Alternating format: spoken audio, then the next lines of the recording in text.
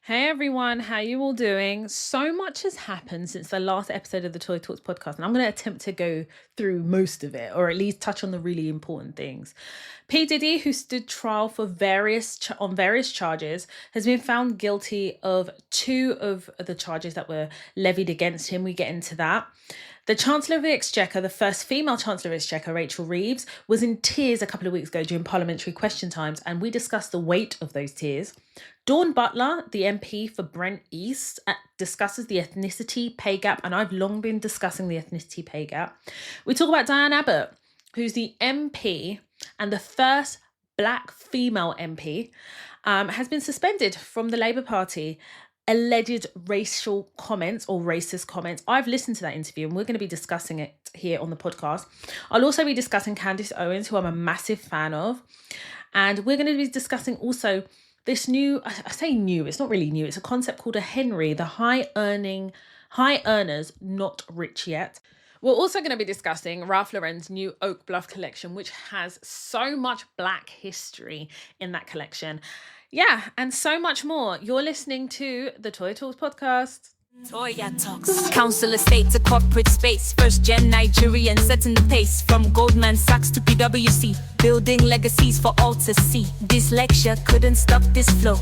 Law degree, just watch me grow.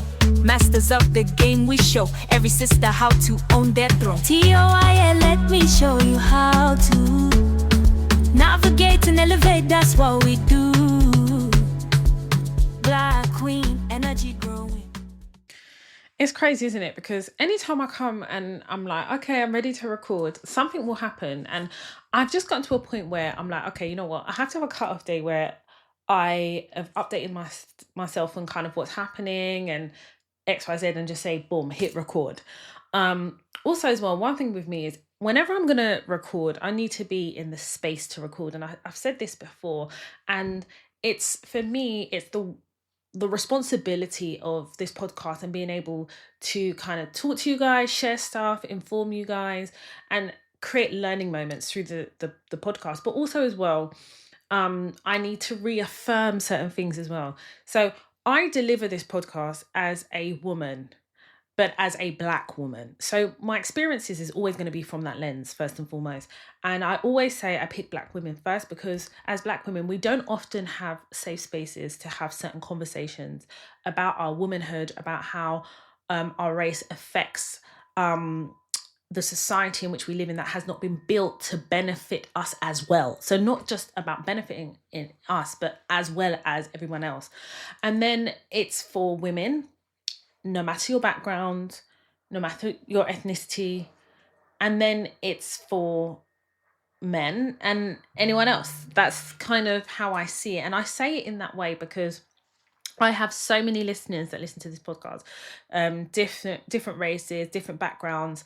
And for me, I'm just so grateful that I have a podcast that touches people in different ways. And I always say that I never want to get like someone say, oh, I can't listen to this podcast, but it's for Black women. Well, it's for Black women first. And I say first because I am a Black woman. That's why I say it.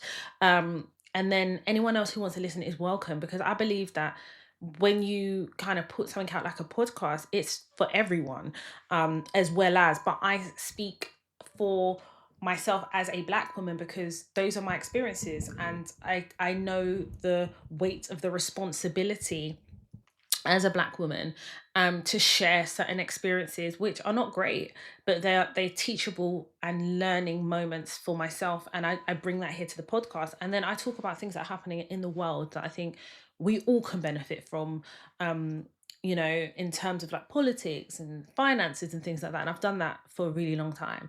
So I would say to all my new listeners, just take the time to listen to some previous podcast episodes. And I'm not for everybody, but for those who I am for, and those who've been riding me for a really long time, or from the beginning of the podcast, the genesis, I appreciate each and every one of you for listening and for downloading and for sharing. I appreciate being part of your WhatsApp chat conversations. I appreciate being in your TikTok video conversations.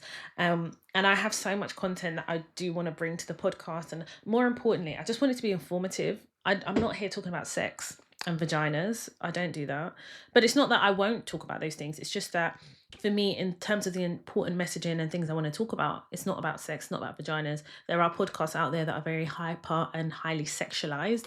You go there for that. If you want something that's more finance-based, there are finance-based podcasts. Here, we're quite a generalist podcast platform. And I just feel so grateful to still be relevant. That to me is so important. Talk about relevance.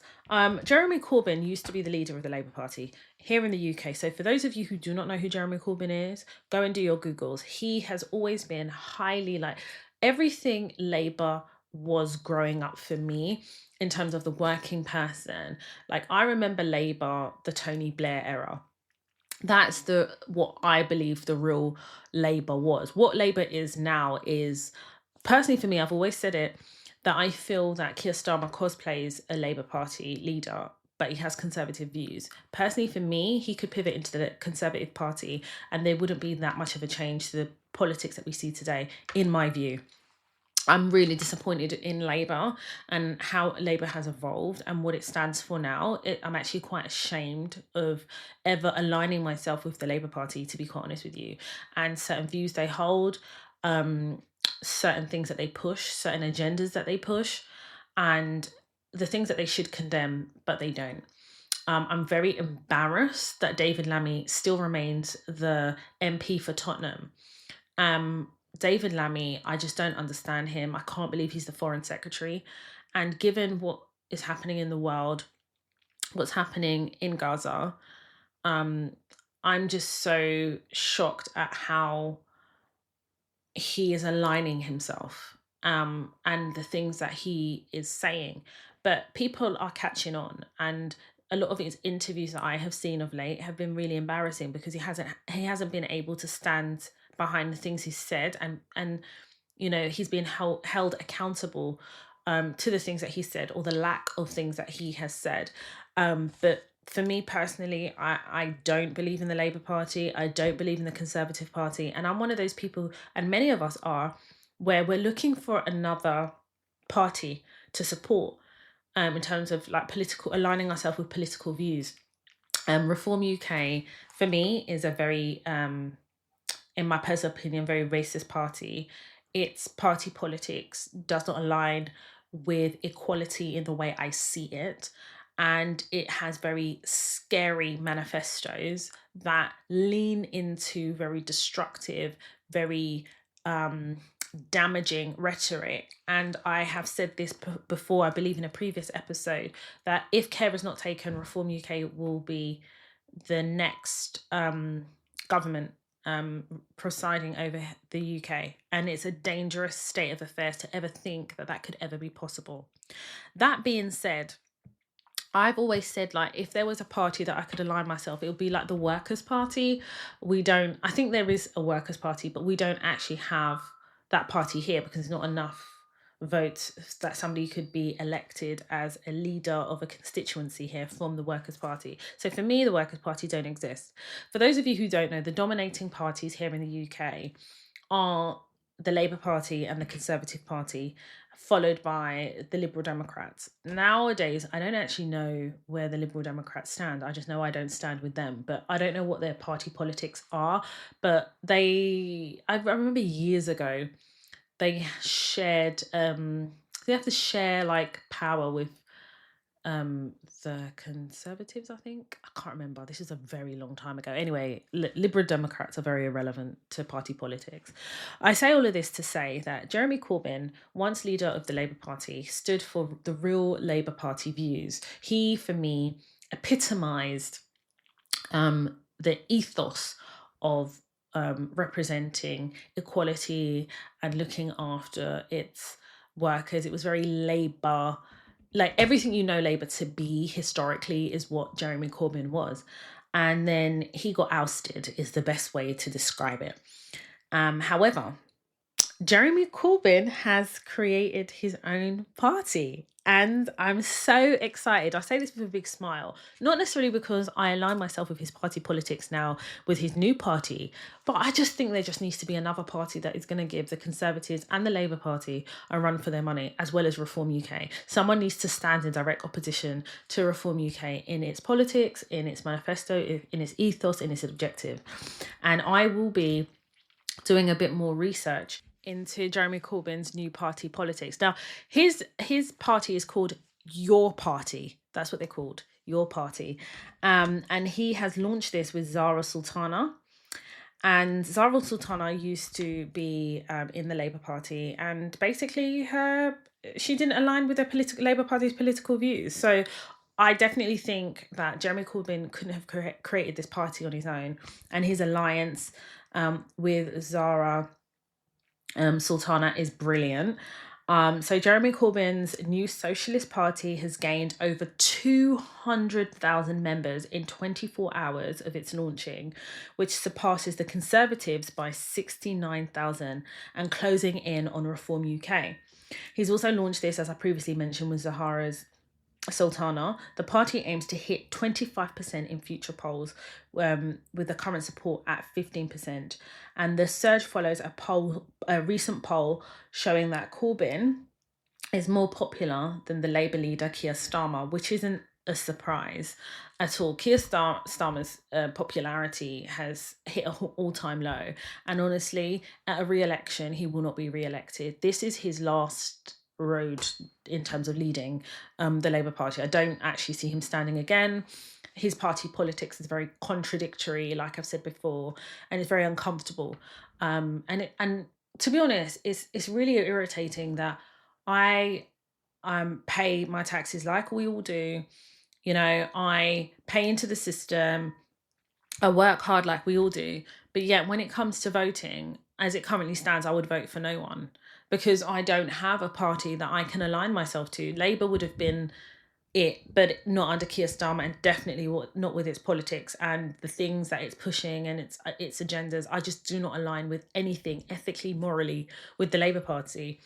But even more with the Conservatives, I don't align with Kemi Badenoch and the things that she says and the things that they do as a party. The Conservatives ran this country to the bin, and it was nearing the bin anyway. Let's be honest, it's not like Labour was ever going to save us. You know, they don't have that kind of mentality. But I definitely think Jeremy Corbyn is onto something here. Again, can we get Jeremy Corbyn onto the podcast, please? Who do I need to talk to? I'm going to manifest this, because I can't have all these listeners in the thousands and thousands and thousands of listeners and thousands of downloads. I can't have all these listeners and no one has a connection to Diane Abbott, Dawn Butler, or Jeremy Corbyn. I need to get one of the three, if not all three of them, onto the podcast. Do you know how amazing that would be? That would be really good. And you guys get to test my interviewing skills. But I wouldn't necessarily be interviewing them in the conventional style. It's more conversational, and obviously asking certain questions.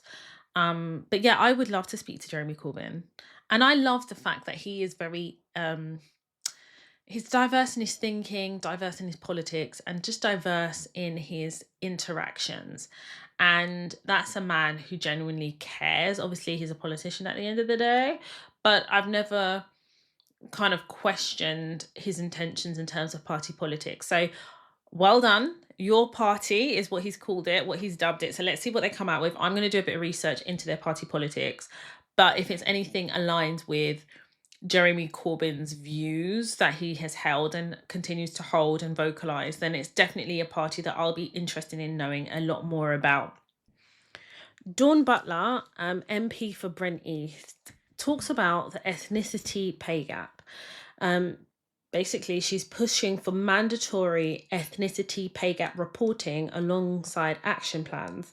There was some statistics that were done, and nationally, Black workers earn 6% less than white colleagues. In London, the pay gap rises to 23.8% and hits 37% in the public sector.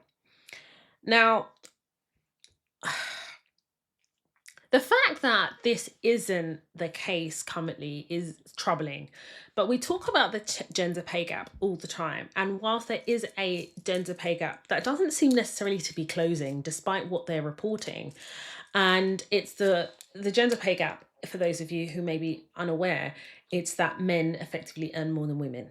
Okay, and we see that because that we have certain sectors, like the sector I work in is very heavily male dominated. So you tend to find that the men earn more, they've been in the roles longer, whatever the case is, but there is no closing of the gap. When we talk about equality and, your workplaces will do mandatory training, it's really contradictory when there is still a pay gap divide that is as big as an ocean between men and women. But then I think that there needs to be mandatory reporting that goes deeper and looks at the ethnicity pay gap adjacent to the gender pay gap, because what you'll find, as the report will probably find, is that women are disproportionately disadvantaged when it comes to pay, when it comes to men and women. But Black women are heavily, and it's discrimination, it's pay discrimination, are lower on the pay gap in comparison to other ethnicities. I am almost certain that that's what a report will find on average across certain sectors, across certain businesses. And I think it should be mandatory that organisations report on the ethnicity pay gap, diversity in hiring, they need to report on that, and then the gender pay gap, which I don't think is a legal obligation. I need to check that. But I say this to say that we can't be looking for equality and discuss equality. Organisations talk about equality and diversity, and then you'll be having like mandatory training on equality and diversity, but your actual practices in terms of remuneration does not reflect that. It's discriminatory, it's hypocrisy, it is heavily contradicts the I'd say the work view, because it's not the world view, that pushes equality and talks about pay gaps. But then you don't want to go deeper and look at the endemic issues that arise when we discuss the disparities and the disadvantages in the ethnicity pay gap. Because if you want to bring things into alignment, you have to go and find the root of the problem. You can't diagnose a problem that you're not aware exists, or at least you're ignoring the possibility it exists. We know that an ethnicity pay gap places Black women as the lowest paid. Like, there are so many reports and so many things that have been done in the background, and reports that I've read that won't carry the weight that an official equality ethnicity pay gap would have. And I have spoken about this previously on previous podcast episodes, because I think the equality pay gap papers over the very big craps that ethnicity pay gap and reports and would. And I think that it needs to be looked into. There is no way as Black women that we can talk about equality from a pay perspective unless organisations are legally obligated to report, and then you can hold them to account. And Dawn Butler talks about rectification and trying to find ways to close that gap, but it has to be a legal obligation, like paying taxes. Otherwise, it just won't happen. There needs to be like penalties if you are not actively trying to attempt to close the gap proactively. There needs to be things that are as a consequence of poor decision making when it comes to how you remunerate your staff. I've worked in organisations where I'm training managers. This is long before, like this is in my 20s, because I would never do something like that now. Not when you're getting paid more than me. That's mad. I should give you all my knowledge. I should basically close your learning gap, but there is no close on the ethnicity and gender pay gap. That's mad. But yeah, I just think it's an issue. It's a problem. It needs to be discussed. It needs to be closed. It needs to be investigated. And I'd love to speak to Dawn Butler further about it, because I think it's just something that people know needs to happen. But then we're living in a country where people will openly say racism doesn't exist. So how do you even attempt to talk about ethnicity pay gap reporting and then look to kind of see how you can close it, make it an obligation for organisations to close that gap, unless you accept that racism exists and how it manifests and microaggressions and talk about things like that. A classic example is my viral video on TikTok. People are like, it's not just black people, we suffer from it too. This is not flipping struggle Olympics. It isn't. But what this is don't talk about, oh, there's no such thing as racism, when you have gaps, inequality that need to be closed, that would push a narrative of it doesn't, I personally think we're living in society, it will always exist. But if you want to close the gap on its existence, or at least introduce proactive equality, then you need to do the reporting and you need to name and shame. I've previously spoken on the podcast about Diane Abbott, and she is a powerhouse. She's amazing in terms of her ability to stay relevant in politics, is what I admire about her. She, I believe, is currently the oldest serving member of parliament member, and it was acknowledged in the recent opening of parliament, or was it last year? I can't remember, but they acknowledged it. And it's long been spoken about, her treatment within the Labour Party, and it's long been spoken about Keir Starmer's treatment of her. Not acknowledging certain things. In my opinion, and based off my research and kind of what I've read, I think that she's been mistreated by the Labour Party and by Keir Starmer. He doesn't have her back, never has done. And I remember in a previous episode I spoke about this, and I don't know if I vocalised this. I probably did, but I definitely did in my head. I don't understand why Diane Abbott continues to protect Keir Starmer. I understand it from a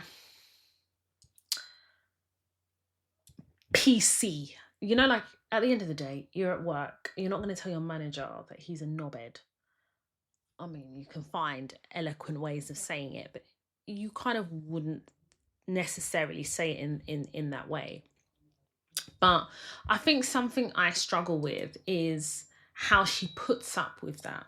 Like for me, I have so many questions that I would ask Diane Abbott, and one of them would be, how have you been able to align yourself with Keir Starmer, understanding your mistreatment in the way that you do because you're experiencing it? How are you able to continue on? And I'm not saying that she could just go to another party, because that's not how it works.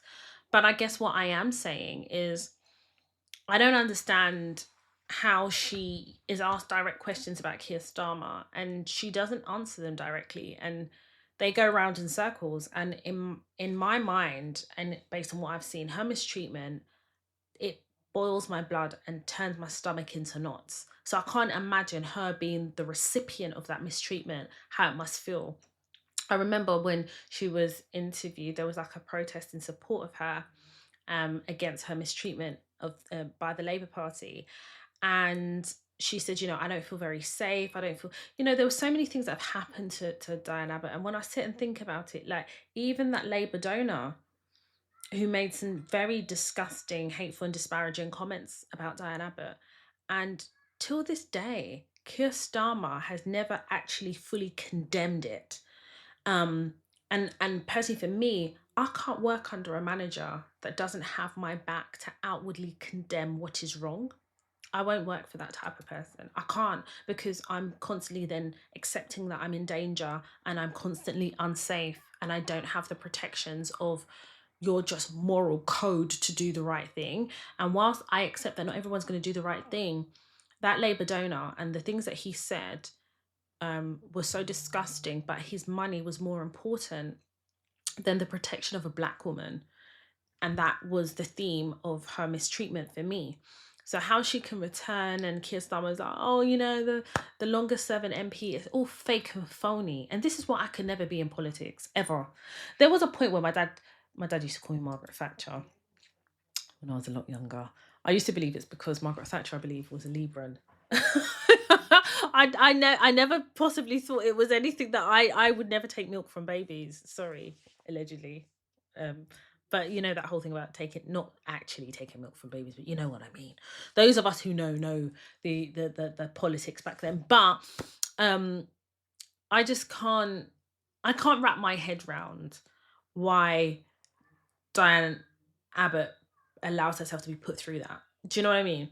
So recently she did an interview, and in this interview she talks about racism, okay? And she talks about how racism manifests itself. In 2023 she had there was an interview that she had done and things that she had said that landed her on a suspension. Then she apologized for what she said, only to now have another interview literally like a couple of weeks ago, like a week or two ago, and for her to basically reaffirm what she had said. And like the media were up in arms saying that Diane Abbott was being racist. But I just want to read an extract from a post on Instagram, which I think was also posted on X by Dr. Shola, and her handle is Dr. Shola Moss 1. And I'm reading an extract, and it's based on the interview that Diane Abbott did, and obviously as a response to her now suspension. And she says, Dr. Shola says, anti-Semitism is not racism. Both coexist and intersect, but not the same experience, as any Black person, including Black Jews who experience both, can attest to. I stand with Diane Abbott. She's absolutely spot on, and Starmer wanted a reason to kick her out of Labour. And I agree. I think when I listened to Diane Abbott's interview, what I got from that is her appreciation and accepting and vocalizing that there are marginalized groups that experience racism in different ways. And as a Black person, you see a Black person and you're not trying to figure out if that person is Black, if you hold discriminatory views because we present as Black. And as a Black person, that experience is very different to somebody who is a different race and presents as a different ethnicity group, but is a white person, for example. They will experience racism in a different way.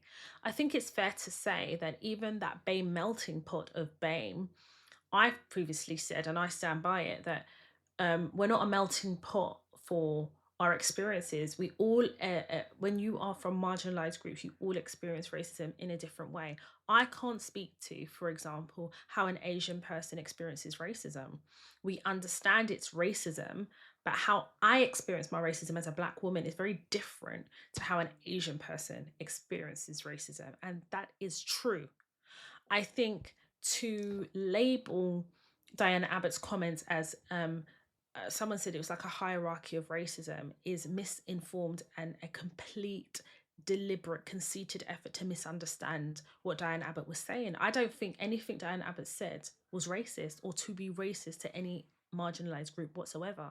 I think what she's talking about is how racism in the UK and around the world presents, and how the experience of racism is different.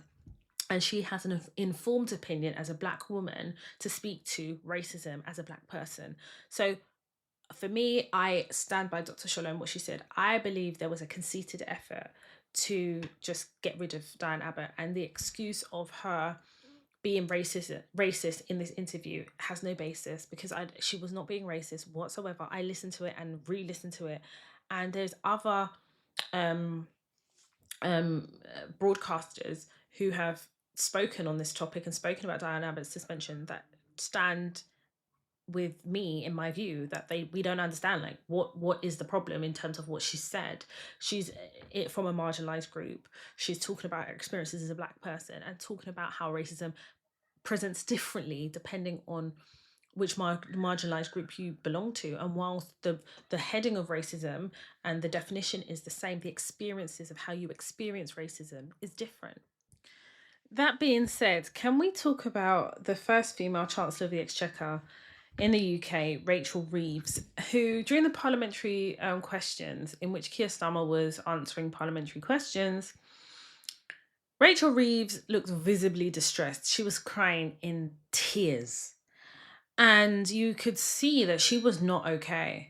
A lot of people have spoken, well, I say a lot of people, but the media have basically said that she's like fighting to keep her job and all of this, but actually no one knows why she was actually distressed to the point of visible tears. She was, I saw it and I was like, wow, like this must be really tough, whatever it is that she's going through that have drawn these tears, because parliamentary questions are televised. She knows, but I get it. Like, you're that emotional that it's expressing itself in tears and distress, and that is how you feel, and you're sitting in those feelings. But it took a hit on the stock market as well. The pound took a hit as a direct reflection, because I think the assumption is that her tenure is being compromised, or she may not. Well, when I say tenure compromised, she may not continue to be the Chancellor of Exchequer. Keir Starmer came out and said, no, like, her job is secure for now. She's fine. I'm not looking to reshuffle or anything. But people were criticising him for not acknowledging that she was upset. To be fair to him, where she was, Rachel Reeves was sitting behind him as he's answering the questions. He's not looking over his shoulder to see Rachel Reeves. I don't think he's aware. But I think somebody should have said it so that he was made aware. But then I also thought about, like, when I saw her, and I was concerned as a viewer. I was like, that's tough, whatever it is that she's going through. And her job is not easy. Mind you, her decision making also send me to tears too, when I see the increased tax and the reforms that she's making that are really like punishing us taxpayers. Yeah, I cry those tears too. However, no one likes this. Well, I don't like to see another person be crying like that, especially on that platform. But I did think about what a privilege it must be for her to be able to cry and to receive the softness and the safety in her tears. As a Black woman, I don't know many Black women who've been afforded the safety and security to display emotions in that way and to receive empathy in the way that I believe white women receive. The weaponization of white women's tears I've spoken about before, and how it is used to kind of elicit and draw out the compassion that Black women are not afforded. And that is true. However, I did think about, parliamentary PMQs is the workplace for her. And I have had many a times, especially in my 20s, of breaking down in tears, hiding in the toilets in order not to be displaying those tears in front of my colleagues, because number one, I didn't feel safe to. Number two, I was never afforded any type of softness. But number three, I didn't want my tears to be construed as weakness, because that's how Black tears are weaponized against us. We're not afforded softness. It's met with aggression. It's met with confronting. It's met in a confrontational way. I don't know any Black woman that I've ever worked with, or any Black woman that I speak to or friends with, that will ever testify that they've ever felt secure to show and display the level of emotion that Rachel Reeves had the privilege to display. And I want it to be clear, I empathize with her, and I never want to see a woman cry irrespective of her position or who she is. But the reality that she could feel safe enough to cry on that platform. Diane Abbott has been humiliated. She has been demoralized, I'm sure, and she has been discredited on that same platform. And yet she was never met with the softness that I feel that she would have been if she was a white woman. So if Diane Abbott, in response to the disrespect and the humiliation she's received during parliamentary question time or any other session, if she had broke down in tears, she would not get that softness. And in not breaking down in tears doesn't mean that she doesn't hold that upset, but she's never shown that softness either. So that's kind of the things that went through my mind, and I was like, wow, how must it feel to know that your tears will hold space for the softness that you very much deserve if you're that distressed, but that is never the first option that is afforded to Black women, is the truth. That's those are the things and the thoughts that run through my mind. Your jobs, I'm sure as a listener, your job has been compromised. How many times have you wanted to cry but know that you can't cry because you're never going to be given or afforded the empathy and softness, the kindness that your tears should elicit? How many times have you, I've been humiliated before. I remember years ago when I worked for Capita, and my manager, I was on my probation. My probation was going fine. I think I've shared this before in earlier episodes. My probation went fine. And then I was summoned to a one-to-one meeting in Birmingham. Bear in mind, I was working in London. So I get the train to Birmingham. I get there for my one-to-one meeting. And bear in mind, it's 2 weeks before, 2 or 3 weeks before the end of my probation. And I'm sitting there and I look on the table, my CV's on the table, red marked. You know, like the register in school. It was like marked up in red. And then my manager at the time, who I thought everything was fine, is there telling me that she's questioning whether I even have a law qualification because of the work I've been doing is not up to standard. And I was like, well, when did it stop being up to standard? You've never told me this. Like, I'm almost finished my 3 months probation. Like, where is this coming from? All the feedback I've received has been great. Like, I don't understand. And I felt choked up because that red marking on my CV represented so much for me. Like, it represented disrespect. The red represented my blood, sweat, and tears to be able to be in a position where I'd educated myself and had all this work experience on my CV. My CV is, for me, I see a CV as an introduction into my work history. It doesn't define my work history, introduces it. It kind of encapsulates the things that I have achieved over my working life. And at that time, I was still very young. So I hadn't achieved a lot, but I'd achieved enough to deserve the role I had. And I would always be a work in progress because it was a new industry, a new organization, and I needed support. To red mark my CV in that way, in that confrontational, in that, I felt violated. It felt like a violent attack on me as a person, to question whether I even had a law degree or whether I went to law school. Do you know how mad that is, given what I sacrificed to do my law degree and to do law school? The blood, sweat, and tears, the nights that I sacrificed, the illnesses I suffered as a result of the intensity of my course. And then you're sitting there questioning whether I've even achieved it in the first place. That was fucking crazy. That was mad. And when I think about it now, I was like, how dare she? She's lucky, you know, because if I am who I am now, then, whoo, I would have lit her ass up. It would have been fire on the mountaintop. Because you know how mad it is. Do you think anyone could do that type of thing now? To me? Oh, are you joking? You have an issue with my performance and then you wait until nearing the end of my probation, and rather than address it with me, you decide that what you're going to do is violate my CV. The same CV that you used to hire me is now you're going to violate me and question whether I told the truth about my academic accomplishments. And then to further hone in the point, you get a red pen, not a blue pen, not a black pen, not a purple, orange, or green. No, you decide a red, because that is the intensity of the message that you're sending to me can only be made with a red pen. That's fucking wild. Wild. So then I use this example, but obviously I'm just putting myself in the emotion that I felt at the time.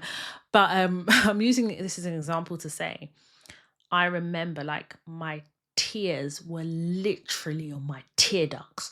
You know when you're so upset that your mouth moves into a frown, and every time you try to straighten your mouth, the tears are about to drop? That's how I felt. And there was no movement, there was no empathy, there was no slowness in her approach. It seemed like the more I displayed any form of upset, the more intense she became. It was like, oh, we was on gear 3. I'm taking us straight to gear 5. That's how it felt.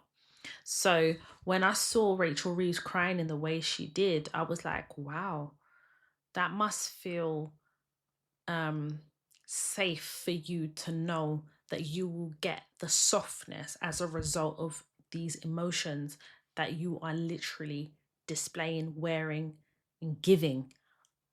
A Black woman could never, has never, and would never receive that level of softness that I know Rachel Reeves received. Even in the media. Do you know how powerful your tears has to be to affect the stock market, affect the value of the pound? That's wild. history was made that day, boy, because I was like, wow, Diane Abbott could never and would never feel the softness that that woman, Rachel Reeves, felt. And I say that woman, but I'm just talking. Like, but I can never imagine how hard it is for Rachel Reeves to do that job. But when we talk about equality, like, what about the equality in treatment? Like, fine, you may not like Diane Abbott, but um respect doesn't have to be grand. It's just how you deal with people, Keir Starmer. And I'm sure that he consoled Rachel Reeves by asking her if she was okay. All of that, all of that. The empathy that he's never displayed to, I don't believe, in my humble opinion, he would have ever displayed to Diane Abbott. Just on the topic of politics across the globe, Elon Musk has also launched his own political party called the American Party. Him and Trump have had this audacious falling out. Y'all better call me Miss Victoria, because I remember when in earlier podcasts where I spoke about the relationship between Elon and Trump, and I just said I just don't know how they can get on long term. Their personalities do not mesh. They both display narcissistic traits, but the fight to be a leader is very clear. The need to be on top all the time. Trump is the leader, the president of the US, and I don't think second position is a position that Elon Musk can play very well, because he decided to blur the lines between business and politics. I don't think Elon really understood that likability is part of politics as well. It doesn't matter which end of the political spectrum you sit on. Likability is really important, and Elon is not a likable character. So their falling out didn't come as any surprise, but how audacious they were in their falling out, especially Elon, and the things that he publicly accused Trump of, and the very disparaging things that he said about Trump, rightly or wrongly. It's still courageous that he felt that he could say those things without any obvious repercussions. And I say obvious because the repercussions has been felt, but they weren't necessarily as obvious when he had aligned himself with Trump. So we've seen a dip in the money in which Tesla has made. Their share price dipped. I don't know what their current share price is, but I know that Elon felt the pinch of that relationship in terms of the dip in sales of Tesla cars, so much so that Trump, stood behind him when they were 5 and 6 and bought a Tesla, but that didn't help anything. And Trump will tell you he kicked him out of the party. Elon Musk will have a different story, but either way, Elon is no longer leading Doge. He's no longer affiliated with any political relationship with Trump, and in turn has responded to their fallout by creating this new political party called the American Party. However, Trump has made clear, as is the law, very clear about if you're not a citizen, if you're not, when I say not a citizen, but the fact that Elon wasn't born in the US, a prerequisite to be the president is that you have to be a citizen born, well, I say citizen, but that word anyway, born in the US. And he wasn't. And Trump has made clear that he doesn't like Elon, and there have been calls to deport Elon Musk. I don't know how accurate that is, but given how ICE has been deporting people in a whim and at will, I wouldn't be surprised if somebody had to file papers to try and get Elon Musk deported. The likelihood of that is quite slim, but I think what it shows is the power of Trump. And ICE have been indiscriminate in their approach to deportation, mass deportation, which was part and parcel of Trump's manifesto, in which he was elected president for the second time of the US. So I think we will continue to see the fallout of that relationship. But I think Elon understands who is the boss, and it's definitely and most certainly isn't Elon Musk. Just staying in the US, TikTok are reportedly releasing a new US version of the TikTok app ahead of an expected sale of TikTok, you will recall there was this whole uproar about TikTok, and long story short, the US are really concerned about access to data as well as other things, and it is a political swipe at China about who wholly owns TikTok, their access to data, as well as how it encroaches on the freedoms and the ability to speak very freely on an app that's not wholly or partly controlled by the US. Effectively, that is the issue. So you will recall there was a point where they hadn't reached an agreement with the US about how TikTok will sell part of its app, and it was uh, it was a really difficult time because I think the undercurrent of it is about control. But the US courts were like, listen, in order to continue operating, you need to sell to a US company. So there is an expected sale that is due to happen. However, TikTok have decided that they are going to launch a US version, and it's set to launch on the 5th of September. So I think what the intention is to sell part of TikTok. That part of TikTok that will be sold will not allow access of the US of the TikTok app, but then TikTok themselves are going to launch a more compliant app that it will serve the US, which is crazy because for me and the way my algorithms are set up, I really enjoy US content. I love the fact that I can um I say citizens, I hate that word, but people in the US can access my content, and a lot of the videos that I have on my TikTok, very selfishly, have gone viral because of my partly because of my US viewership. I can't lie, and even on my podcast platform, the US really do access my platform. So I really appreciate the US, and I really appreciate the creativity and the uniqueness of the US content. So to think that they won't be on TikTok, and TikTok are set to launch a US specific app, I don't know how long TikTok will survive for. I don't know if I will remain on it, especially because the whole idea of TikTok is a social media that's accessed by the masses, irrespective of the country you're in. So that would be a massive blow to TikTok. I think TikTok realize it, hence why they want to create a US version of TikTok for the US market. But I think the missing key components here is the idea that this is a social networking platform that reaches everybody, and the US is part of that everybody. And without the US audience, I don't think TikTok will survive for very long. So, moving the conversation slightly, I do want to talk about, and I have previously spoken about Marcus Fakana, a 19-year-old from London, Tottenham, North London, where I'm from. And he has finally returned to the UK after spending several months in a Dubai prison. He was jailed last year in Dubai over a consensual sexual relationship with another British teenager while they were on holiday. So I think what we need to be clear about is both parties consented.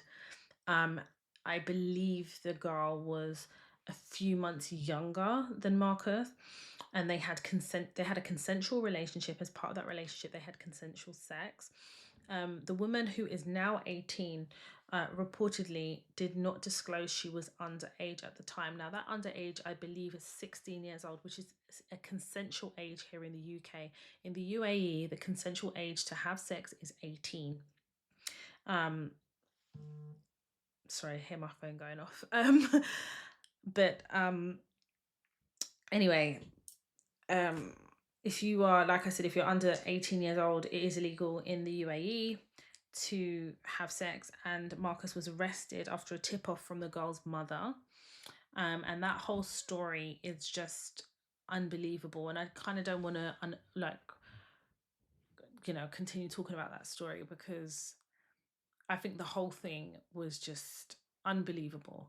The girl's mother had attempted the first time to get Marcus arrested and failed. He could prove that the relationship was consensual through text messages, and she waited until her and her daughter, and I believe whoever else she was on holiday with in Dubai, had left Dubai, contacted the authorities and said, you know, you're saying that Marcus had a consensual relationship, but they had sex. And in the UAE, the consensual age of sex is 18. My daughter is 16. And you need to arrest him. And he was arrested. And yeah, he was charged with having sex with somebody who's underage. But I do need to make clear that 16 is the age of consent here in the UK. And I did in a previous episode said it's so important to also appreciate and understand the laws of a country that you're going to. But when it comes to the consensual age, and that how reasonable is it that one would think that just because the consensual age is 16, it wouldn't be 16 in the UAE? Like, I don't think that Marcus did anything wrong in accordance to the UK law, but based on the law in Dubai, it is against the law to have sex, albeit consensual, with anyone under the age of 18. So he was convicted. The whole story is a really sad story about how the girl's mum came to know that Marcus had sex with her daughter. Anyway, he has been freed. He has returned after receiving a royal pardon. And I really hope that Marcus is in therapy and getting the therapy that he is going to need. And it's just a sad state of events and a sad story to read that this girl's mother went out of her way to punish Marcus for having a consensual relationship and a consensual sexual relationship with her daughter. And we can't ignore the undercurrent of race here. The girl that had sex with Marcus is an Asian girl. Marcus is a black boy. And race plays a part. I think it'd be really ignorant to think that race didn't play a part in the motivations of the mother, albeit culture as well. And it's just, the whole story is just shocking. But out of all of this, I'm so glad that Marcus has returned home and he did receive a royal pardon. And much of that would have been down to the Foreign Office. I don't know how much of a role the Foreign Secretary, David Lammy, played in Marcus's release. I just know that I wish Marcus didn't have to go to prison to be released, because the trauma started at the point in which he was arrested, and the trauma will stay with him, I'm sure, for the rest of his life. But I do hope he finds happiness and he's able to rebuild his life. And I hope he realizes that this was very much about the girl's mum. It wasn't necessarily about his decision making, albeit he has learned very tough lessons. But he had a consensual sexual relationship with this girl. They were both of the age of consent here in the UK, not the age of consent in the UAE. And you know, it's a teachable moment even for me to teach my daughter about the laws of the countries that she's going to go to, the ones that would apply to her. And I think it's really important about company one keeps. And you know, in as much as you want to be free-spirited in your relationships, there's certain questions you have to ask and you have to be aware of, very cultural differences and cultural norms of the person that you're with, the country you're going to. And I think you just need to be informed. Like, when you're having a sexual relationship, it's a massive responsibility of having sex. I personally think 16 is that an age, a reasonable age of consent here in the UK? I don't think so, because I think the repercussions of it, and to fully appreciate what sex is, I think a 16-year-old is too intoxicated with hormones and emotions to fully make informed decisions. But that's just my view, having thought about the law around sex and things like that. It's just kind of crazy, because I think the age of alcohol, you can sell alcohol, I believe, is 21, but the age of consent in this country is 16. Up until recently, you couldn't vote until you were 18, which has now been reduced to 16. I think there needs to, you know, the law needs to be looked at in terms of all these things that I've mentioned, and being reasonable in the expectation of what a 16-year-old, 18 or 21-year-old can process, the decision making, and how the law kind of reflects where society is today around those ages. So that's just my opinion. We're heading now back to the US, and I want to talk about Sean Combs. So I don't know if you had been following the trial. It's probably one of the biggest trials since OJ and even maybe R. Kelly, but I think the trial was kind of bigger than R. Kelly, but just because of kind of what he had been accused of. A lot of the witness testimony, I think the charges were shocking, but also Sean Combs's lifestyle came under scrutiny. And whilst you could do what you want behind closed doors within the boundaries of the law, I think Sean Combs has never really had a good reputation in the music industry. I do have my doubts about his alleged non-involvement in the murder of Tupac Shakur and Biggie Smalls. I have my own theories. The death of Kim Porter of pneumonia, I don't buy it. I don't believe it. A healthy, agile woman suddenly is struck down by pneumonia, allegedly, after allegedly publicly stating that she was writing a book on her life, which would include Sean Combs, allegedly. She has a manuscript and a laptop which has disappeared, allegedly. She dies of what they're dubbing natural causes. It's just the maths is a math thing. I like logic. I like to understand. There have been calls to exhume Kim Porter's body to have another post-mortem and actually really look into whether there was something untoward that happened or whether she really did die of natural causes.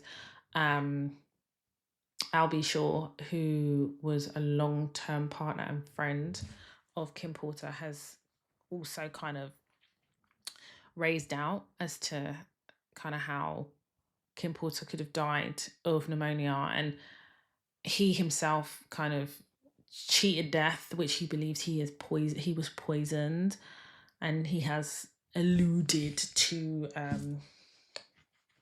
anyway, it's all alleged at the end of the day. But in terms of Sean Combs, we had witness testimony from Cassie, who was the prosecution's star witness. Now, I do want to make clear that Cassie had separately sued Sean Combs before this case was brought. It's a federal case, by the way. And she had wanted a settlement with Sean Combs, and I think they had reached a stalemate, allegedly. And then she went public and he settled her. I can't remember how many millions he settled her. And I don't want to just say it off the top of my head. I have written it down somewhere, but I can't find it. But it was a healthy amount of money. But it would no way, kind of patch over or camouflage the trauma that Cassie went through. Her testimony on the stand was so vulnerable and, in my opinion, very accurate. I do think that when people are kind of having think pieces about Cassie's relationship with Kim Porter, or kind of what that relationship was, I think you're detracting from the main topic here. Sean Combs is a chronic, dangerous narcissist, in my opinion. And I believe he's very powerful, has very powerful friends. I believe that his bedroom antics are they're sordid. They are dangerous. And he was obviously indicted federally. He was arrested in New York. And when they arrested, he knew that there was a warrant for his arrest. So him coming to New York, I believe it was to hand himself in.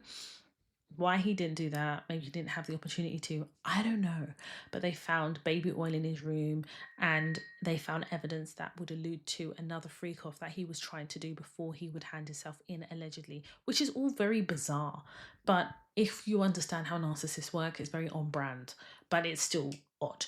But in terms of Sean Combs' charges, so he was charged with racketeering conspiracy, and it carries a maximum sentence of life in prison. He was also charged with sex trafficking by force, fraud, or coercion. That carried a maximum sentence of a life in prison. The third charge was transportation for the purposes of prostitution, maximum sentence of 10 years in prison. The fourth charge was, the fifth charge, I beg your pardon, was the transportation for the purposes of prostitution. Now, Sean Combs was found guilty of the third charge, which is transportation for the purposes of prostitution. So that carries a maximum sentence of 10 years. He was also found guilty on the 5th charge of transportation for the purposes of prostitution. Again, carries a maximum sentence of 10 years. So 2 out of the 5. Now, I'm saying this in very easy terms because there are complexities to the charges, bearing in mind that through the trial, the prosecution had to kind of change part of the charges. It's all kind of how I get why they did it, because it became complicated, and the easier it is for the jury to understand is the more likely that they would get kind of convictions. But in any case, the charges he was found guilty of are the lesser of the other 3 charges. So the lesser, in a sense, that both of those charges that he was found guilty of carry a maximum of 10 years each, which is 20 years. Whereas the others, one of them carries life in prison, and the other 2 carry 10. The other 2 charges carry a life sentence, and one of the other charges would have carried 10 years. So in a way, the maximum sentence he could get on both charges is 20 years in total. So it's the lesser of the charges. But I guess what I'm confused at is, if you are found guilty for transportation for the purposes of prostitution, I don't understand why you wouldn't be found guilty of the sex trafficking, and the racketeering and conspiracy would have came from those around him who facilitated the transportation of prostitution. But I know that it's very intricate, very complicated, the US legislation. I'm not going to pretend to be a student of it, because I really am not. But Sean Combs, then his lawyers on his behalf, petitioned for him to be released on tag, a strict license, bail conditions pending his sentence. And the judge was like, so you're actually asking me to release him now on bail, on license, strict license conditions? And they were like, yeah.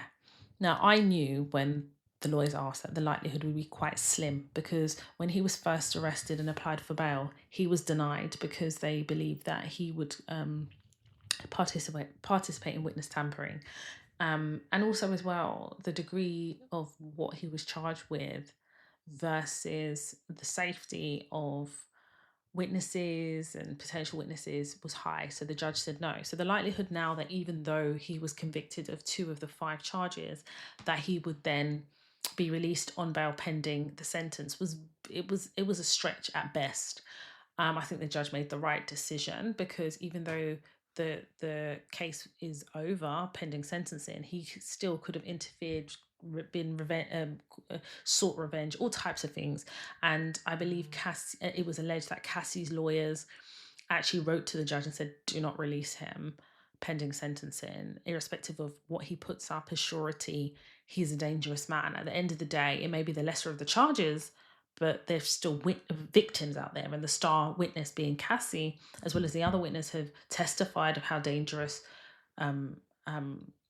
Sean Combs is or was. And I'm surmising here, right? So anyway, he was rejected in terms of seeking bail pending sentencing. He will be sentenced 3rd of October. So I will definitely be tuned in to see how long he gets. I personally think he, obviously, time served will count towards the sentence. I do think he could get between 6 to 10 years. That's what I think. And I also want to say that he never testified in his trial. Nobody testified in his defense. And I don't know what that says in terms of speaking to his character. He has never been a positive character. Like, a lot of the relationships that he has had, platonic friendships or whatever, and a lot of the things that he has done in terms of artists, not giving them their dues, mistreatment of people, I can't imagine that somebody would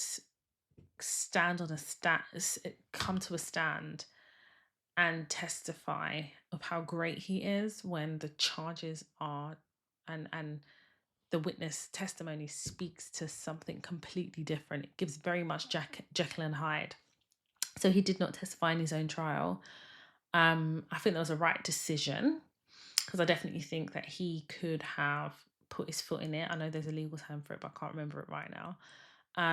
But it's just sad because when you think about, like, I don't know about you, but when I think about like growing up and when I think about my youth and my childhood in terms of music, Puff Daddy was a big influence in terms of my music. Like, I was a huge fan of Mace. I loved Loon. So a lot of the people that were on the Bad Boys label was very much part of my musical history in terms of my upbringing and what I was listening to. And I do think that people, I say Hollywood, but I think that the music industry were very aware of P. Diddy. I don't think he did much to hide it. I think that he has tapes of people, allegedly. This is my opinion. I think that he has, it's funny, isn't it? Because him and Jay-Z were allegedly really close friends. They used to do the white parties together. Jay-Z's completely distanced himself. And I don't necessarily think, I don't want to sit here and think, I don't think Jay-Z would have known the extent, but I do think there's a lot of like musicians that would have known that Diddy's a little freaky. Now, being a little freaky versus, you know, trafficking and all these other charges is very different. But I do think that Diddy has compromised, and I did say Diddy, Sean Combs has compromised a lot of people in terms of the relationships he had with them, because I do think that there are going to be those relationships. I didn't know the full extent of Diddy. And I do think that Jay-Z has distanced himself from like Kanye West, distanced himself from Diddy. And I think that's the right approach, because I don't think tackling it and discussing his friendships with them would serve him. But I think what the trial of P. Diddy did teach us is how dark the music industry really is, because he could not have done this all on his own. Like, his circle were complicit. But I think that the people who would have known were also complicit too, because they didn't speak out. You know, they didn't testify. They didn't corroborate any of the witness testimony. So silence is complicity, as far as I'm concerned. So I don't know if a lot of you follow me on TikTok. You should. Toya_Washington. Or is it Toya Washington, all one word? It's one or the other. Sorry, it's a bit late, so y'all have to just cope with me right now. Okay, I have a 2-year-old toddler that's going through terrible twos. I'm a career mum and I'm wearing several hats, honey. I am tired a lot of the time. Okay? On my TikTok, I did speak about the whole smiling and being commanded to smile by a colleague in my team. And I spoke about how I dealt with it. But I want to take it a little bit further, because something happened recently and I do want to kind of tie it all together for you. So one thing I've always done on this podcast is spoken about advocating for yourself. I have so many episodes where I talk about you being a brand, the power of advocating for yourself, how you do it, how to be strategic as you navigate the world of work. Because as women, we have to navigate very smartly. As Black women, we have to be very, very strategic, and we understand the environments in which we're working in, and we understand macro aggressions, we understand racial undertones, we understand the intersectionality between race and gender and how it plays its role in the world of work. So for me, the podcast has been an opportunity for me to share my experiences, learning lessons, how I've dealt with things, the success I've seen in my career because I've been able to advocate for myself, and what success looks like, how I define success for myself, because we all have different definitions of success. But for me, I know that being able to maintain peace has been part of my success. Like, that is part of, when I think of, my career and success, peace is one of them, because I demand it, especially because I've worked in places that operate in chaos, and I've been able to take what I need from them and run. And then I pride myself now in being able to anticipate chaos, being able to ask the right questions at interview, being forthright in the questioning, understanding that interviews are mutual. That being said, I have a few reasons why I will always advocate for myself, but one of them is you need to make sure, in my opinion, that you address certain things, because number one, you need to advocate and address those things, but also because you don't know whose ears it's going to land in when someone says, oh, I said this to Toya, and oh yeah, she didn't react, and then suddenly that person thinks they have a license to disrespect you on top of the person who disrespected you. You know, it's just like a domino effect, and this could not be more true than when I addressed my colleague for telling me to smile. Now I have another colleague, and in my same team, and we're going to call him Malcolm. I don't know if you guys watch Malcolm in the Middle. I don't know why I'm naming this guy Malcolm, but he just looks like in another world that he could be called Malcolm. Nothing wrong with the name Malcolm. And this particular colleague was there when I was commanded to smile. He was there when I addressed it. He was there and witnessed my reaction. So clearly he knows that's not a road to go down.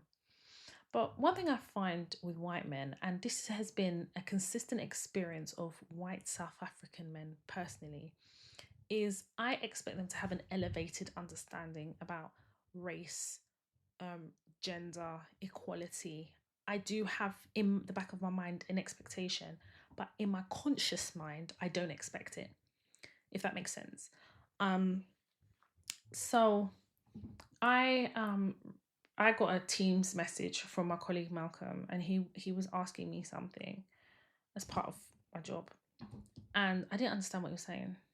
And that day I was downstairs because my housekeeper was upstairs in my office space. So I decided to come downstairs. I had my headscarf on. I was dressed accordingly. So I decided then to call Malcolm, and I said to Malcolm, "Hi Malcolm, I hope you're doing well. Good morning. I'm just calling you because I didn't really understand your Teams message." And then Malcolm said, "Are you happy?" To which I replied, "Pardon?" He said, "Are you happy?" I said, "Okay, so we're doing this." Okay. I said to him, "Malcolm, I just want to be really clear with you about something. First of all, my happiness has nothing to do with you. My intention was to call you to seek clarification of the question you asked me on Teams that was not clear and made no sense to me. And I've called you back to help you with something. And you questioning whether I'm happy or not is disingenuous, number one, because I know you're alluding to this whole smile. And I thought you would have learnt the lesson on observation. I think it's highly disrespectful of you to ask me this question and tap dance around this whole concept of me smiling. And I'm not understanding how my happiness, or whether I'm happy, whether I'm smiling, any of these things, I don't know why it's so important to you, other than for you to have this expectation that I'm supposed to perform for you. And I'm supposed to appease you because you clearly have an uneasiness around me, and I can only conclude that uneasiness has to do with maybe you inhabiting a low self-esteem, because a confident person wouldn't care about whether I'm smiling or not, or whether I'm happy or not. We are in a professional environment and we have a professional relationship. However, when you're making these comments, as you have done before, you have made little snippy comments in meetings in which I have ignored, because you have been it hasn't been as direct as I would need it to be to address it in those rooms. But I want to be clear about something, that when you're making these comments, which has now reached a crescendo in you asking me if I am happy, but when you're saying these things, you don't know how other people are perceiving what you're saying, but your intention is laced in humor, but also your intention is to humiliate, discredit, and to make me uncomfortable so that I can make you comfortable. When you're telling these so-called jokes and the recipient of the joke is not finding it funny, it becomes an insult. And I take issue with your attempts to insult me, especially when I deal with every single person I interact with respect. Therefore, I expect it back. I need that reciprocity, especially in a professional environment. And you're saying these things to people, these snippy little comments that you're making to people that don't even know me. So and as I'm talking, he's quiet. I said, a few weeks ago, you made a comment when somebody was giving feedback about a meeting myself and another colleague had attended in person. And you said your response on a call of 6 people of director level, you decided to turn around and say, "Oh, so Toya actually left her office and attended in person." You were implying that I never leave my office, which implies that I'm not a team player, I don't collaborate, and I don't deliver, and I don't do my work. Now, one of the people that were on that call, this was his second week in the company. He has never interacted with me on a professional level. And you're setting a tone in his mind about how I do my work and deliver it. And it's unacceptable. When you made that snippy comment, I cannot remember my response, but I know I responded, but not in a way that fully put you in your place, but enough for you to know that that comment was unacceptable. You seem to not have taken that. And today we've reached an eclipse. We're now on a call between you and I. You're asking me if I'm happy. And I'm here to tell you that I do not accept these inferences about how I deliver my work, because when it comes to my job, I do it well and I deliver every single time. So I don't internalize this. This is very much a you problem. But now it becomes an us problem because now you're seeking to validate my happiness. And he said, Toya, I just want to say that I understand where you're coming from and I do apologize. I hadn't intended to offend you, but I thought that we had that type of relationship where I could make those type of jokes. I says, well, first of all, I want to be clear about our relationship. You and I would never have any interactional type of relationship outside of professional. But outside of the world of work, you and I would never, ever, ever have a relationship. You're not the type of person that I would seek to conversate, exchange. I just wouldn't. So the fact that we have a professional relationship means it stays professional. Like, just because I am approachable, I smile, I laugh if something is funny, does not mean that that is a license to disrespect me. That's number one. I said number two, every time you say these things that you think are funny, you're writing checks that you cannot cash.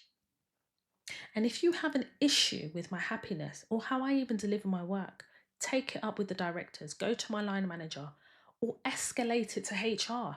But what you're not going to do is seek to discredit me in front of other team members and then seek to then make me uncomfortable by asking me if I am happy. You've also made references to my work environment, about how dark the light is or how light the light is on one occasion. And I have made it clear, even in my non-verbal communication, that is unacceptable. And now we have reached this penultimate point where I'm telling you, be under no illusion. If this continues, we will be addressing this formally. So consider this the warning. And he was like, I completely understand. And he went completely red.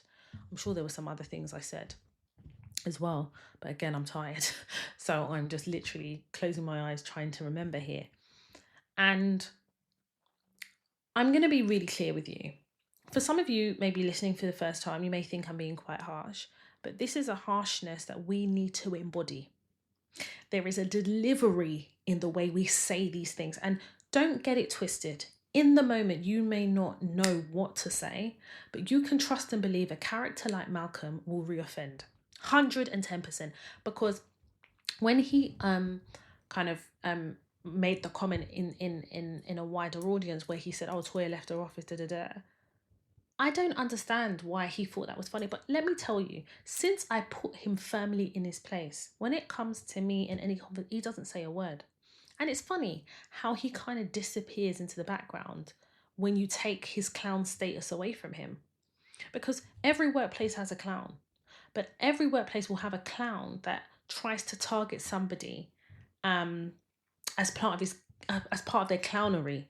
And I don't accept it. And people will say, oh, you can't take a joke. Fuck that shit. Fuck it. A joke is not received by humiliation. If you're telling a joke and the recipient is not laughing and you're the only person laughing, or others are laughing but the recipient ain't laughing, it's an insult. That's it. You don't get to measure what I believe is a joke or not. You don't. The fact that you're telling one, I'm supposed to receive it and it hasn't landed, it's not a fucking joke. Simple. And in the workplace, I am strict about that. If you think that we have developed a relationship, it needs to be predicated on respect first.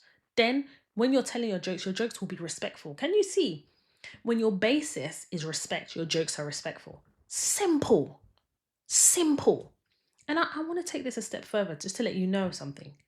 When people are saying these things to degrade you, to humiliate you, to make you feel less than, in that type of audience, you need to be thinking about your brand. You are a brand. I've told you guys this in previous episodes. It's been a running theme in a lot of the older episodes about being a brand. And I'm even sure there's an episode title that has brand in it that I speak to it. But in any case, I'm a brand. Yeah, I am a brand. You are a brand. It doesn't matter what job you do, you're a brand. And what is that brand? It's based on your reputation in terms of how you hold yourself out. I think one thing that is really like important is how powerful, especially as a Black woman, we are in our skin, our character, our womanhood, and how important it is for us to I think how important it is for us to kind of navigate in some difficult spaces, but without losing ourselves in the process. And part of losing yourself is when you start ignoring behaviors in the hope they'll go away. And that becomes now the tagline of how people address you. No, this is not a reality show. These motherfuckers need to understand. And I say motherfuckers because the old Toya, the early 20s Toya that came out of university would have internalized that so much and would have said nothing and would become the source of ridicule to not just Malcolm, but to all his adjacent clown friends that went to clown school. And then that would be my reputation. And the new people joining will address me as such. The respect will be in the bin. And it can never happen. Never, never happen. One thing I'm going to tell you is this. You see me, I work, I'll get on with anyone. I am chilled.com. They tell me all the time, I'm relaxed. When it's time to do my job, I do my job. But when I say I'm chilled, I don't get involved in the chaos. I don't get involved in the gossip. I'm not involved in it. People come and tell me stuff all the time, but I'm like a fortress. You wouldn't even know I know stuff. You would just come and tell me. You think you're telling me for the first time. I fucking know it already. But what I don't do is participate in the tomfoolery, the bullshit. I'm just not in it. My name is never there. Never. So how dare you try to make me part of your clown show in your fucking circus? I am not gonna, I ripped him a new one. I did. Because I thought to myself, clearly you're not getting this. So the only way to address you is with the firm directness that you deserve. What he's lucky is that I didn't do it in front of an audience like I did my other colleague. This guy is so damn lucky. And I knew in my mind that this clown would perform again and I would get an opportunity to rip him a new one. And I did. He will never, ever recover from what I said. Anytime he sees my name, he will pause first. He will pause. Because what we're not going to do is, because I have to work with you and I'm tolerating you, you now think that becomes a license to tell stupid jokes that are very expensive. You're writing these checks that you cannot cash. Don't be mad for free.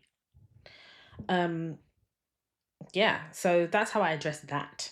And I hope that this informs you about setting boundaries and expectations in terms of how you interact and the reasons why you have to, in my opinion, advocate for yourself. Now, when I spoke to this guy, I never raised my voice, never swore, never got angry, but I was firm.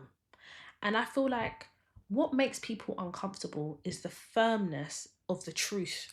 And when you speak in honesty, providing examples, people become uncomfortable because they can't hide behind anything when you show them their nakedness in HD.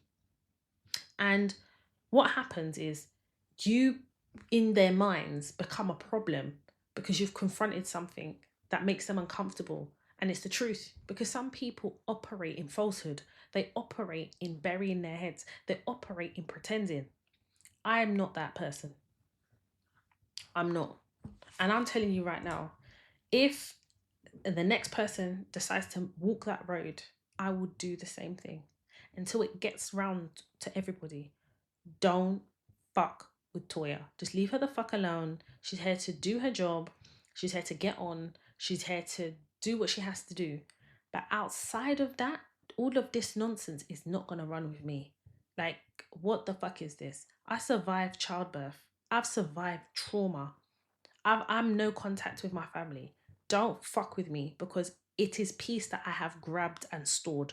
It's not now you're coming with your nonsense chaos. You're coming to disturb my peace and you think you're going to get away with it. I will address it and you will not do it again. Moving on. Moving on. It's tough, innit? It's just fucking exhausting. I'm not going to lie. After I had that conversation, I was fucking exhausted. I had to blend some juices. I had to juice, mate. Because I needed fucking energy and iron. I was like, what the fuck is this? But my average non-black friend, I don't know, they deal with stuff similar, but not with the intersectionality of race as well.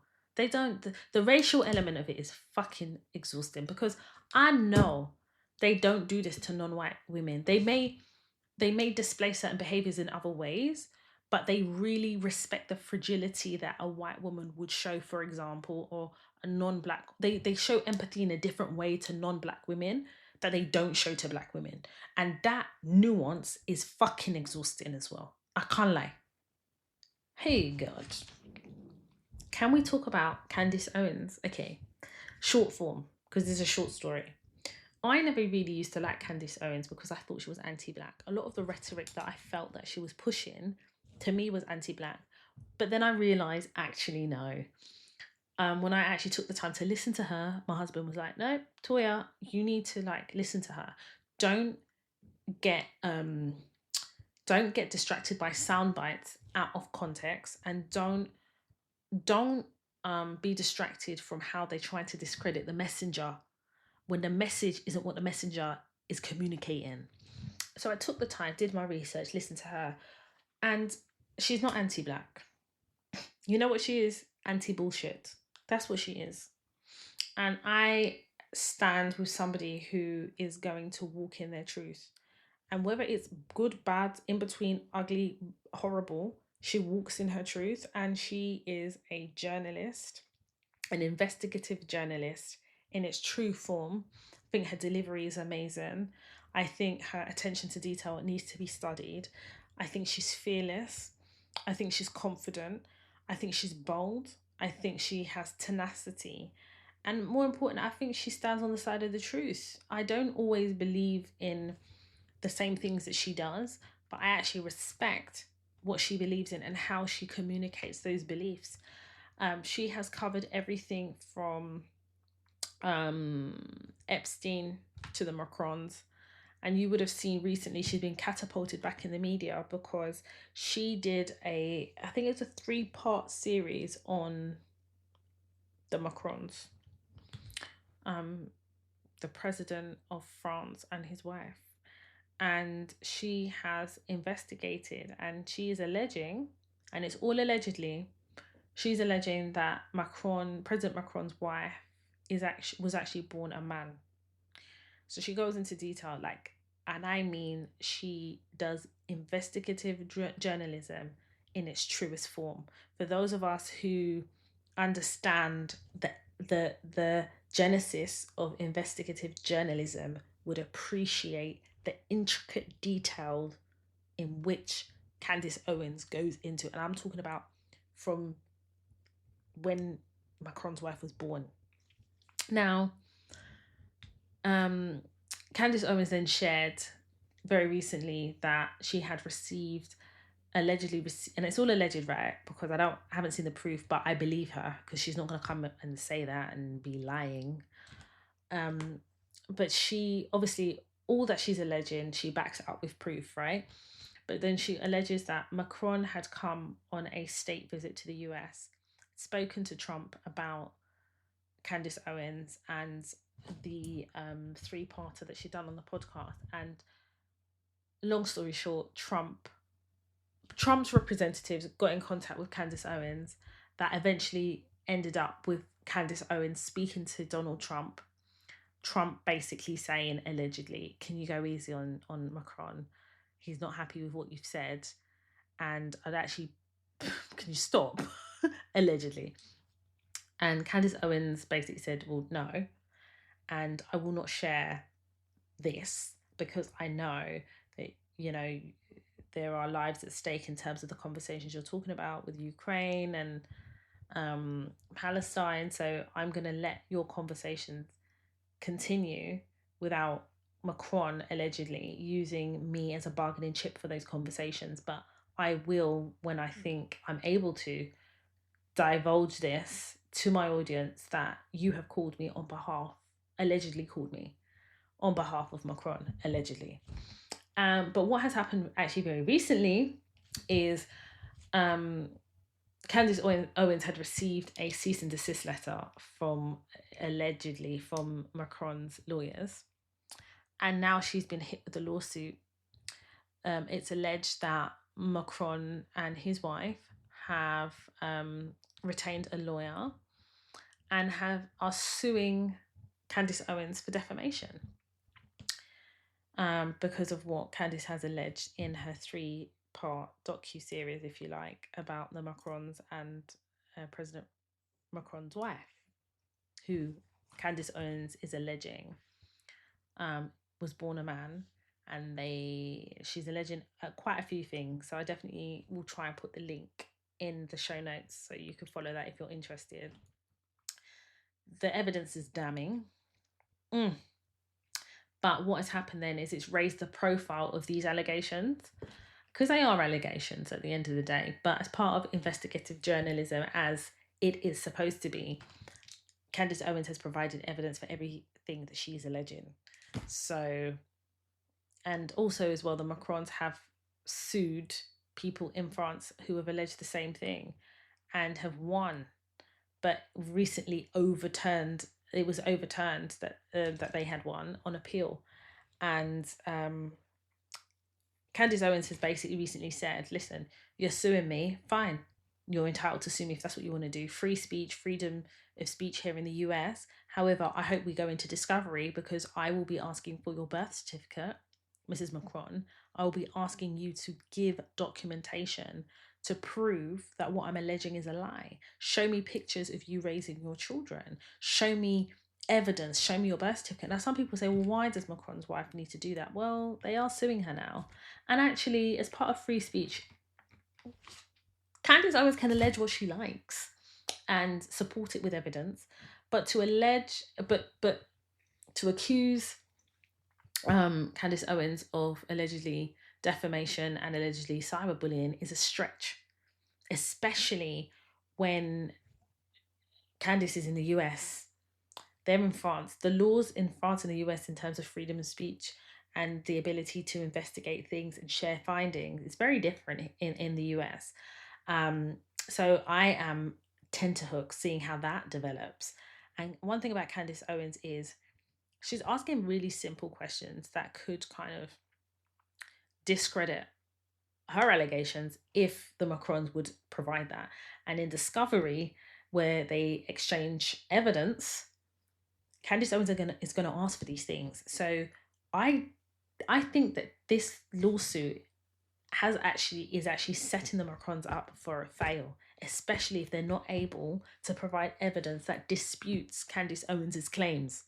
So yeah, I'm going to put the link in the show notes. Go and have a listen. It makes for interesting listening. Candace Owens also has a short docu-series on Epstein, and that's still ongoing. And it's just so interesting. Glendale Maxwell, the whole client lists, everything. Like, she goes into detail, and I'm a massive fan of Candace Owens. I love listening to her. I just think she's brilliant. So I definitely think you should open up your mind to the possibility that you could like her too.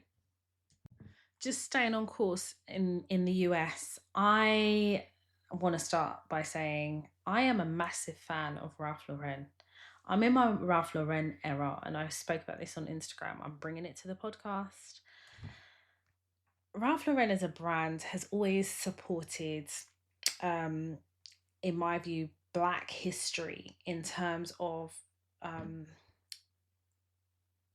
the Black history through fashion. And I love how they work with Black models, how they use fashion as a messaging, as a voice of Black history. And I feel like if you follow the history of Ralph Lauren in terms of what they've done, how they've collaborated, it's timeless fashion. I love that whole kind of preppy type look, oversized. I love all of that. And Ralph Lauren really speaks to where I am at right now when it comes to like fashion stuff. But I'm talking about Ralph Lauren because I previously mentioned in a previous episode that they had hired a new creative director for the Ralph Lauren polo line, James M. Jeter. James M. Jeter. He was also the first Black creative director in the brand's 57-year history, which again, I just think to myself, why has it taken so long? But, we move because I believe that if you want to be inclusive, you need to include. And whilst you have worked with Black models, you tell a story about Black history, you need Black people to tell the story. So the fact that it's taken 57 years is mad. However, we acknowledge the greatness of James M. Jeter. Jeter's career at Ralph Lauren began as an intern, and he worked his way up to become a design associate and then lead designer, sorry. He was part of the design team for the 2022 Morehouse and Spelman College's collection by Polo Ralph Lauren. And I'm so pissed because I wasn't in my Ralph Lauren era, so I missed that whole Spelman and Morehouse College collection. However, they've just recently relieved. I can't talk. Ralph Lauren has recently released a new collection called Oak Bluffs, and Oak Bluffs has been a haven for Black communities, including alumni of historical Black colleges and universities, HBCUs, like Morehouse and Spelman, for more than a century. In creating a collection inspired by this town, Ralph Lauren celebrates not just Oak Bluff as a place, but the spirit of community it represents, one that resonates with anyone who has ever sought a home away from home. And the collection speaks to kind of the Black elite in Black luxury. And I love the Oak Bluffs, the retreat, the idea of family, community, restoration as part of this collection and the themes of this collection. I think what I also love is that even though it's the Oak Bluffs collection, it's also collaborating again with Morehouse and Spelman. And I love historical Black colleges and what they represent and the history. And for me, I'm so pissed off that I missed the collection when it was just Spelman and Morehouse in 2022. However, as part of Oak Bluffs, they've kind of reconnected, as you like. And it's a collection I think that you should definitely go and check out, especially if you're into kind of that look. I asked ChatGPT if I would have been more of a Morehouse or a Spelman, and just based on the things I had said to ChatGPT, and I'm more of a Morehouse girl. And actually, the more I read about historical Black colleges like Morehouse and Spelman, I'm definitely more of a Morehouse. However, I appreciate Spelman, what it represents and its history. Saying all of this, I have purchased a Morehouse sweatshirt and a Morehouse sweatshirt and a Spelman sweatshirt. So that will be my autumn collection. And I love Ralph Lauren anyway. And I love the fact that they have a new creative director for the polo line. So definitely go check it out. I definitely wanted to speak about it here because I am a Ralph girl through and through. So I just want to briefly touch on Naomi Osaka and her post-game interview, where she really was hard on herself in a way that was uncomfortable to watch, because I think for me it was uncomfortable to watch because I am my own worst critic, and I do the critiquing in my mind. I don't, say it on Front Street. I'm protective of myself. I'm protective of my mental health. And I think what was really sad about Osaka's interview was she was so vulnerable in a way that could only ever elicit empathy from the most stone cold person. And she talks about herself in such a negative way. And you can see that she is a heartbeat away from tears. And people were talking about, oh, she's just had a baby, maybe she has postpartum, you don't know what she's going through. Osaka had said that she has nothing positive to say about herself, but it's something that she's working on. And she was basically in a press conference after losing her third round match at Wimbledon. And she went on to say that the only time that she was happy was celebrating her daughter's birthday. And the whole interview was sad, but uncomfortable, because I think that level of vulnerability, typically, I know she's mixed and she's half black, and she identifies as a mixed race woman, but I definitely could relate just on the let's look at her as a woman first, right, before we start kind of what the media were doing was, and think pieces is, spoke about the fact that as black women we're not afforded those vulnerabilities, which I have spoken about in terms of Rachel Reeves, and it applies here as well. But just as a woman who's just not long had a child, she was literally peaking in her career, and there were so many think pieces about whether she was having a child at the right time, which couldn't have been great for her to read and review and hear. But in losing the game, and kind of that mentality that she would have to go into a game with such vulnerability, it's tough because she already doesn't think very highly of herself, and then to lose a match in which you're now doing the post-mortem of is difficult, irrespective of anything else. But I think what was uncomfortable is hearing how those of us who maybe have had traumas, who are high functioning, hearing that was like, for me, like putting a spotlight on how vulnerable we are, probably in our own heads, and don't feel safe enough to say. But I think what was really upsetting is hearing how much she really had nothing nice to say about herself. But I was glad that she knows that that's something that she needs to work on and is working on. But I think what is also important, and how I want to take this into the world of work, is sometimes we're just made to feel like we are nothing in the world of work. And when you find the strength to leave, or when you're in the thick of it and you're doing the post-mortem of a meeting gone wrong, or you're being extended, having extended probation, or you're reviewing your objectives and you're not meeting them, and you're being set up to fail, it's really easy to internalize that as a you problem, as there's something wrong with you, and it will break your soul. And I really hope that Naomi Osaka bounces back from the defeat at Wimbledon, but more importantly, bounces back into happiness in herself.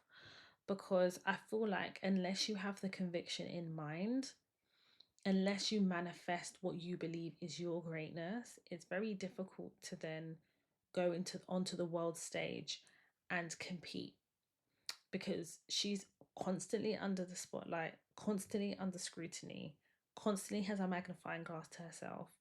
And whilst we may not share in that platform, we have snippets of that in the world of work when we're having to justify our existence every single day.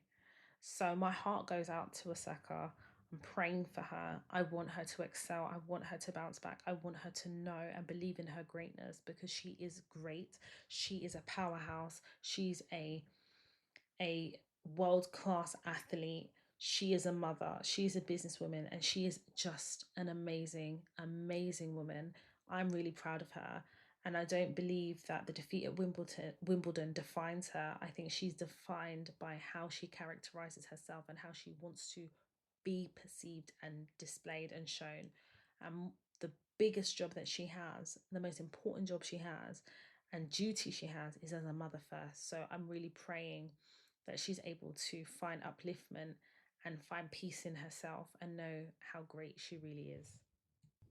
Before we round up this episode, I want to talk about Henry's high earners not rich yet. Now, in the UK, and I've spoken about this multiple times, I continue to talk about it on the podcast, on my social media, about how we are taxed here in the UK is fucking crazy. And the autumn budget that is set to be shared in the autumn by our Chancellor of Exchequer here in the UK, Rachel Reeves, we anticipate more tax rises, which means that high earners will be taxed through the nose, and just tax overall, irrespective of whether you're classified a high earner or not, versus the access to medical care, the access to the things that we are paying for at source is very limited. But I talk about Henry because high earners in the UK, I believe, is anything over 50k is considered a high earner. Now, your earnings are capped, really, if you want me to be honest, by £99,000. Let's be realistic, because once you earn over 100k, you are considered a high earner for the purposes of tax. Now, the reason why I say over 50k is a high earner is because you still have an elevated amount of tax at 50,000, and then again at 100,000. So higher earner, maybe that's probably the better term to coin here. It's a financial trapdoor of earning money, let's be real, because what you're then encouraged to do is make big wads of salary sacrifices, and then once you get to 125,000, that big wad of salary sacrifice doesn't make any sense anymore.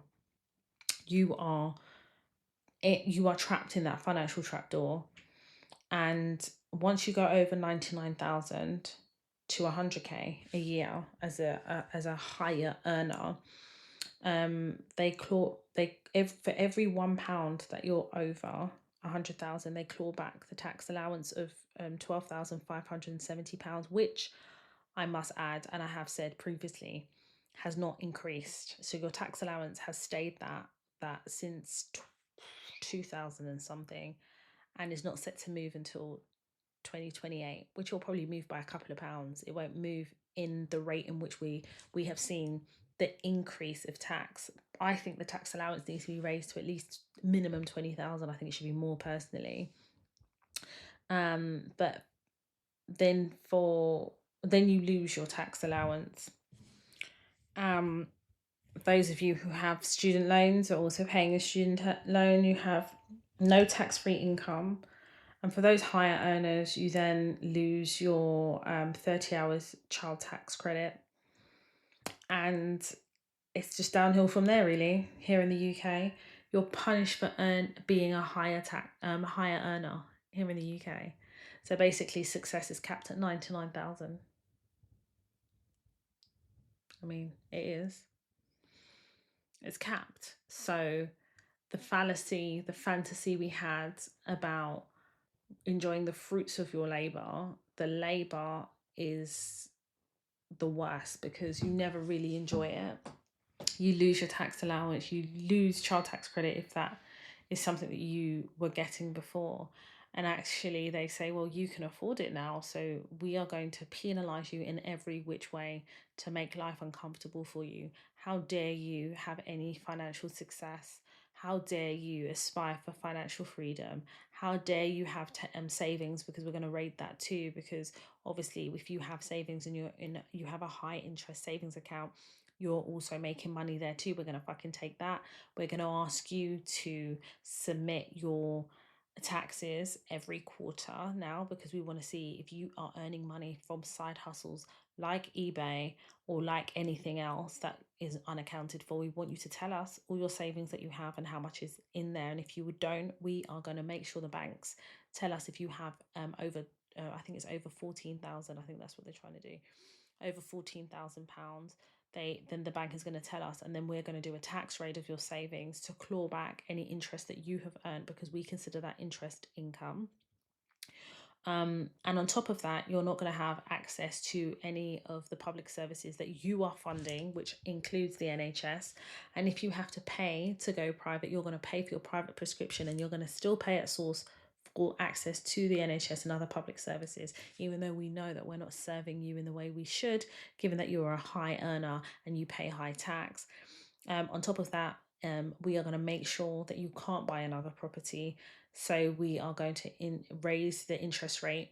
On top of that, the price of bread and everything that you need to live is going to increase, but we're still going to tax you to the nines, and you're going to be happy about it. This country is fucked. This country is a mess.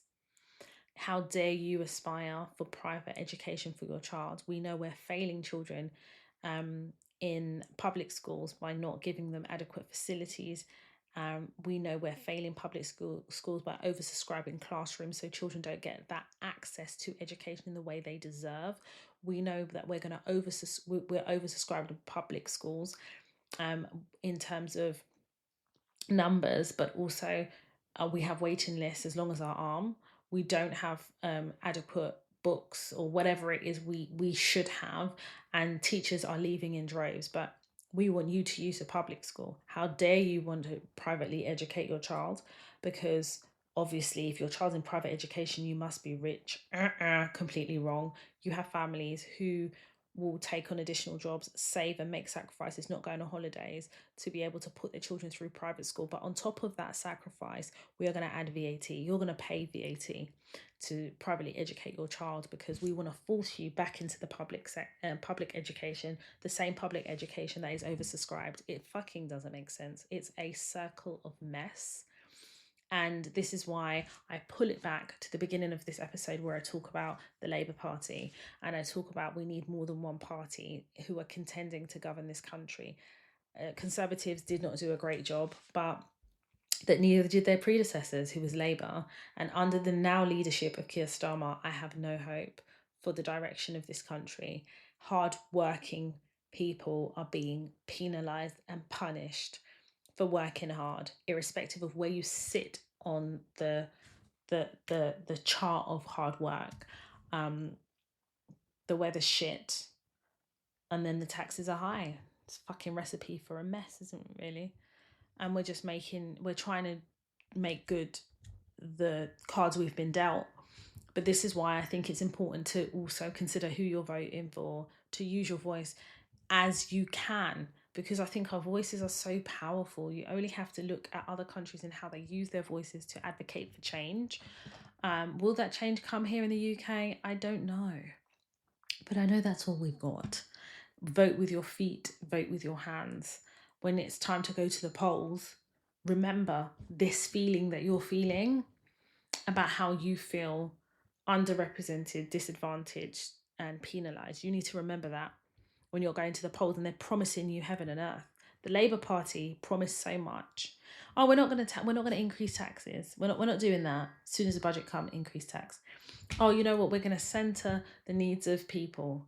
The NHS waiting lists are madness. Doctors want to protest and they want to go on strike because I actually agree with the reasons they want to go and strike. Then the Labour Party are allegedly bringing out legislation to prevent doctors from protesting, from striking. So what you do is then you start encroaching on people's freedoms to express themselves. Like, what the hell is going on in this country? It's a mess. It's diabolical. And whilst people are coming over here and saying, oh, the UK is amazing, London's fantastic, they're also not talking about the amount of people who are leaving this country in large numbers and emigrating. Lower taxes, better quality of living, because the current quality of living in the UK is abysmal. Let's be honest, we're working to survive.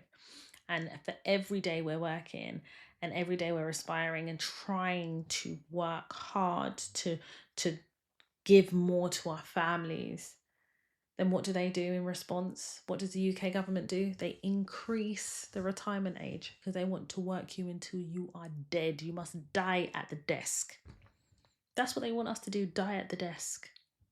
Because how dare you want to retire and enjoy the fruits of your labour that way? That means that we haven't taxed you enough. Fuck it.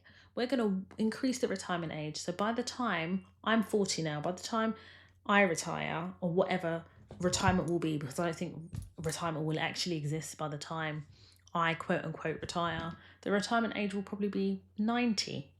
So if the average life expectancy, I believe, is like, what is it in this country, 70 something or 80 something? That means you're going to work till you're dead. Literally. You should log on and just die right there. 97, logging on. to work. And God forbid you're logging on for work, because the way AI is going, we're all going to be on a nominal figure of benefits because we'll have no fucking jobs because AI will be doing everything. Anyway, I'm going to leave it there, but that's the reality, and it may be difficult to palate. It may be difficult to accept, but that is the direction that we're going in. I still need to do an episode on AI and talk about AI and the emergence of what I believe is the intention of AI and where it could possibly place us. I definitely think they're not educating. The syllabus and what they're educating our young people is not on par with what's happening in the world. They're preparing for jobs that will no longer exist. That's fucking crazy. But anyway, we move. Roll on the next episode.